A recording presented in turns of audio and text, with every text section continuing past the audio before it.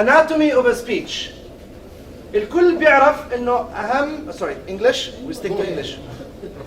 When I don't see foreign people in the audience, I just tend to switch to Arabic. Okay. Everybody knows that one of the biggest challenges in Toastmasters is to bring speakers to the next meeting. Who's the VP Education? You will be facing this. For new members, you will be facing this. And this is natural. People tend to be afraid of standing and speaking. That's the skill part. That's the application part. They are more worried in the preparation part. I have a theory.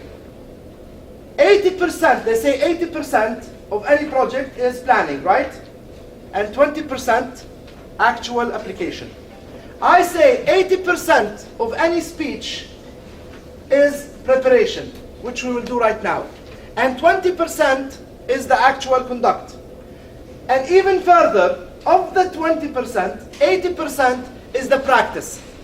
Where you practice in front of a mirror, or with a friend, or with your mentor, and only 4%, which is the remaining 20 of the 20, only 4% is the presentation on stage. So it's 80, 16, and 4. That's a nice pie chart to think about.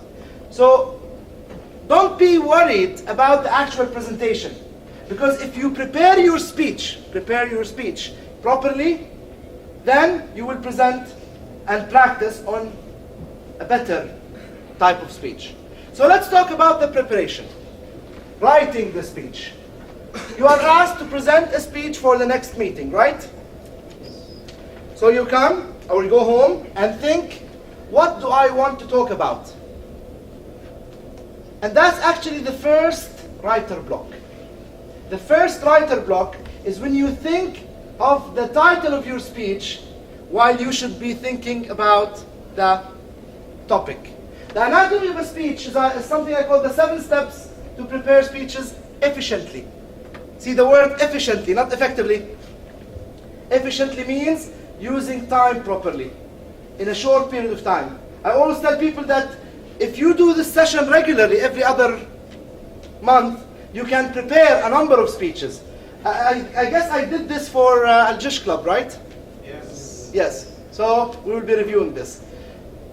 If you have papers and pens and you would like to prepare your next speech for the Toastmasters Club, please walk with me on the following steps. So number 1, what you should be worried about is the topic, not the title.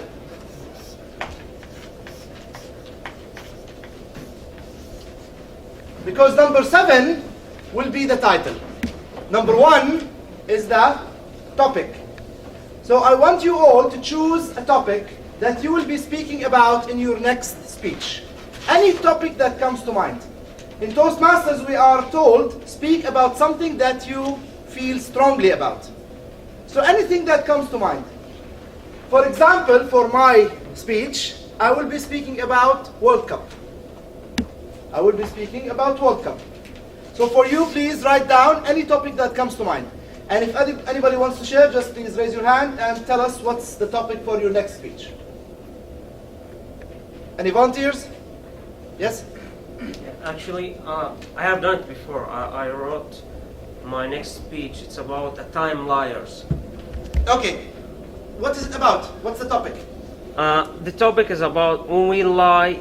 We are always liars on timing. Whenever I call someone and I get busy, I will say just a second, and I will take 10 to 15 minutes. Committing to time. Yeah. Or time commitment. Time commitment. Okay. So that's the topic. It's not the title. Remember, title will be number 7. Title will be number 7. Number 1 is as simple as the topic. I will be talking about health, about my work, about my wife, about my mother-in-law. These are the usual suspects. So, number 1 will be the topic. The next step will be the message. You are the only one who knows the message of your speech. If anybody in the world, it should be you who is aware of the message. That's why you should write your message very early while preparing the speech. You should write it very clearly. You don't want to present a speech without knowing the message. This is not scientific research. You do not start the speech and you don't know what you will find along the way. You want to present a speech where you have the message clear for you. And then the challenge will be in the speech is to have that speech delivered properly. Okay? So if you have the message clear and you prepare your speech and you practice and you present, then you ask the audience, what message did you get from my speech? And they got the exact same message that you intended in the beginning, then you have succeeded. So make sure you write the message for your topic very clearly. And again, the message should not be an eloquent talk, a nice sentence. A simple thing, straightforward statement. For me, the topic I chose is World Cup. And the message I want to say is World Cup is not a sports event, it's an economic event. That's my message. Whether you agree with me, you don't agree with me, this is something that I think strongly about. And I want to prepare a speech to help me present this message. So if anybody chose a topic, please feel free to choose a message. Any volunteers? Topic, message. Topic, message. What's the topic? I want to talk about the healthy eating. Healthy? Healthy. About health, okay? And what's the message? What about health you want to tell us? Living healthy? Yes. Eating good food? Eating food? Eating, for example, not with high calories. Excellent. So you want the topic is about health, and the message eating healthy leads to a healthy life. So it's not the title. It could be the title of the speech, but for now it is the message. So he will focus his talk, his preparation on healthy food. Okay. Now the next step will be number 3. Ideas. And this is the second writer block. Usually, the first writer block has to do with thinking of the title while you should be thinking of the topic. The second writer block, thinking about the first idea. You tend to think that ideas should come in order. So you say, the first idea that I want to present about World Cup has to do with the history of World Cup. Would that be a strong opening?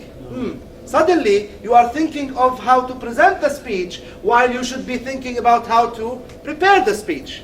So, thinking of ideas, my tip to you would be, think of bullets.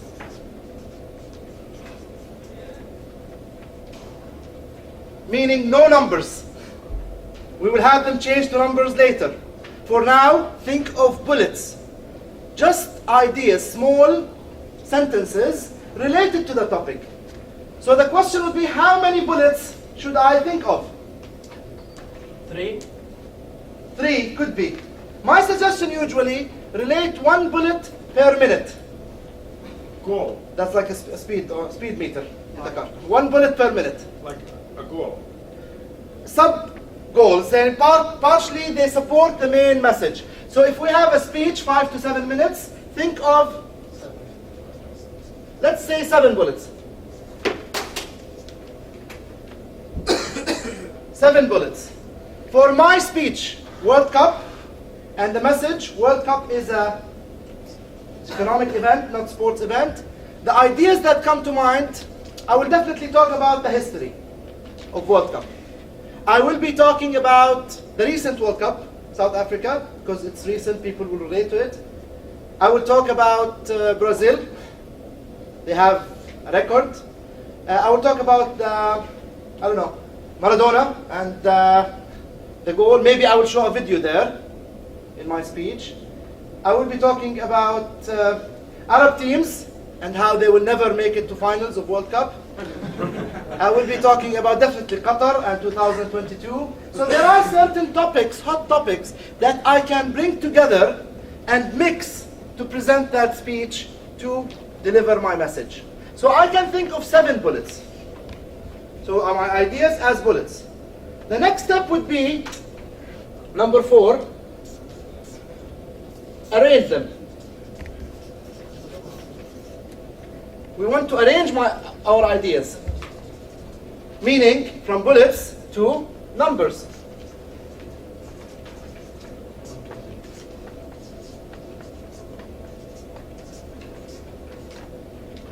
So I want to transform these statements to numbers. Not necessarily the first bullet would be the first number. But somehow, the first few bullets usually come in the beginning. And one tip, one of those first few bullets is actually your conclusion. Because you thought of it in the beginning, and you thought of this strong idea, strong bullet, then you should be using that as your conclusion.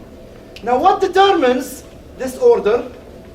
If I work with another partner on putting the bullets, and each one of us goes back to prepare them, to organize them, most likely we will be using the same bullets for introduction, the same for conclusion. Somebody told us once, a speech consists of introduction, body, and conclusion.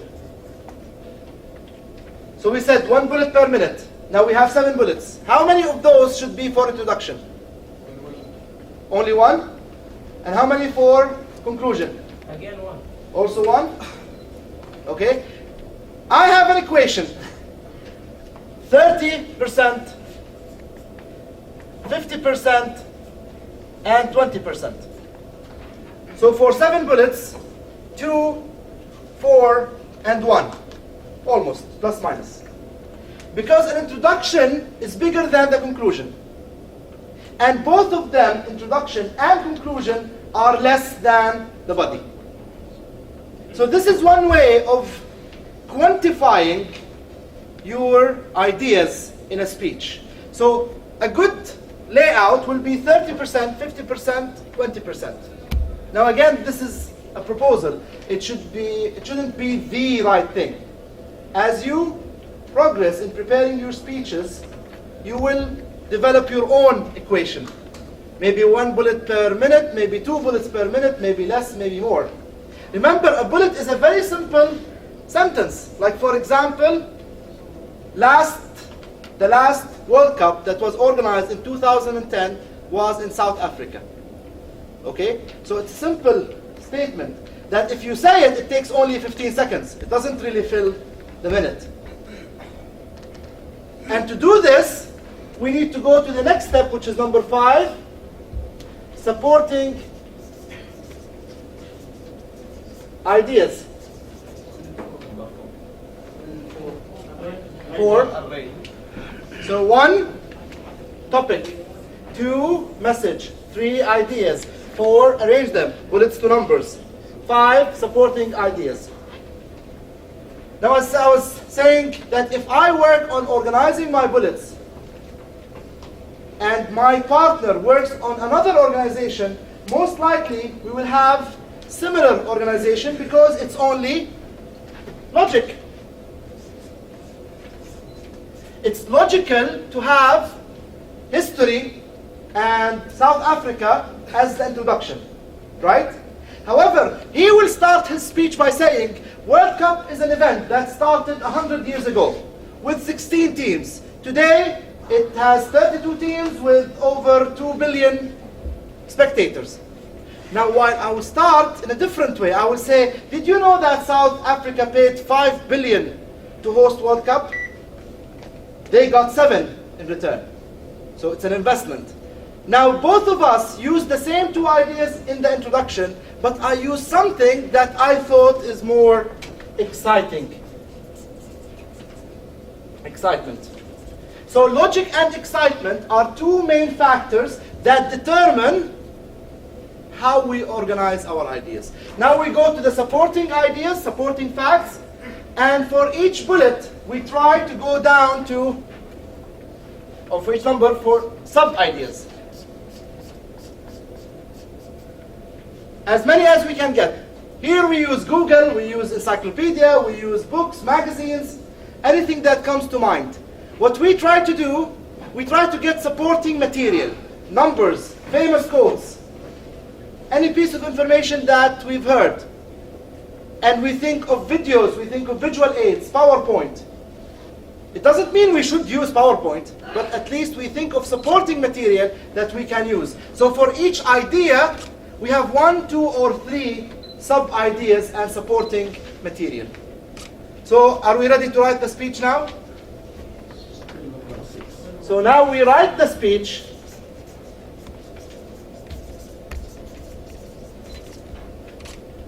Meaning, transform sentences, bullets, or numbers into paragraphs. Something that you can publish. Something that you can give to some lazy reporters who come and ask, do you have a press release that we can copy? Something you can give. This is the speech of the keynote speaker. Yes, can we take that and copy it instead of listening to it and summarizing? So you write it in a way that it can be published. And by the way, a speech is not meant to be published. So when you write it, you just arrange the ideas into a nice flow. And at the end, you put the title for your speech. And title is not important. Have you ever heard of a world champion in public speaking because of the title of his speech? No? Was the title ever the dominant factor in a winning speech? No. Never. It's actually the presentation. So now you have plenty of things to choose from as the title of your speech. Now my speech title could be World Cup. It could be World Cup is not a sports event, it's an economic event. It could be how to pay 5 billion and get 7 in return. And it could be many other things from my preparation, and we end up with the title of the speech. Any question? Yes? Excuse me, what about the speech objective? You didn't talk about it. Okay. Okay. Now, for Toastmasters, there are manuals. And for each speech project, there are objectives. Now, meeting that objective means when you think of the topic and think of the speech layout, you should make sure that you meet that objective. For example, if there is an objective to how to use visual aids, where do you apply that objective? After you prepare the speech. See, don't think of the topic based on the speech objectives. Make sure the speech objectives are there, are met.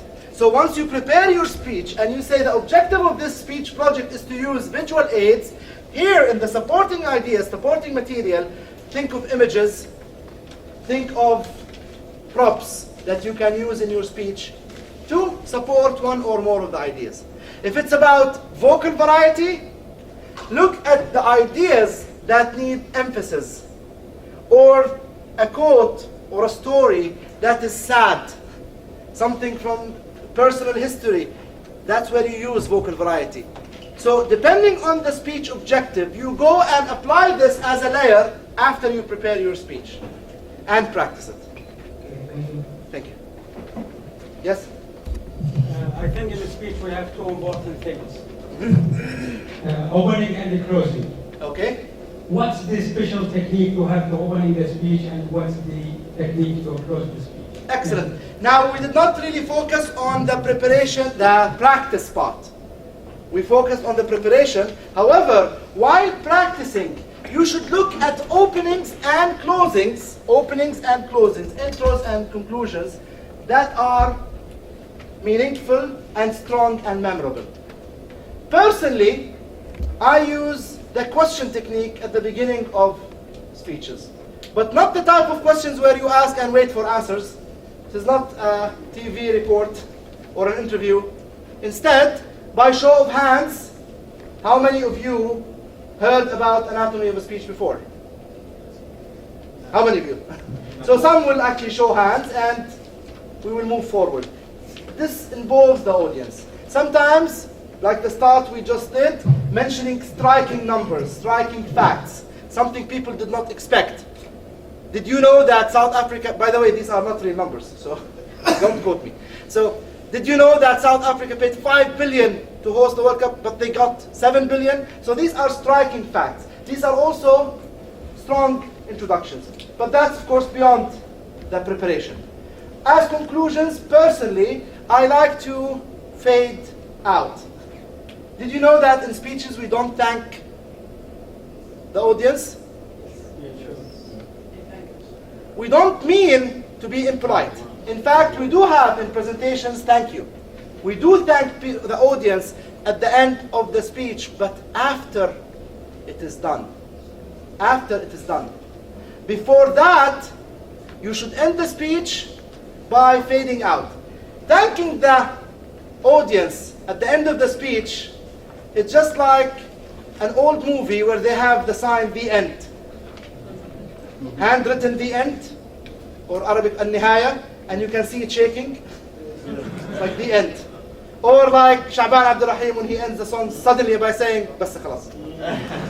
I'm done.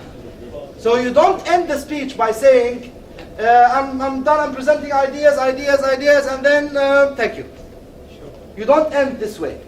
What you want to end a speech with is by fading out and slowly closing the topic. And then you thank people, thank you.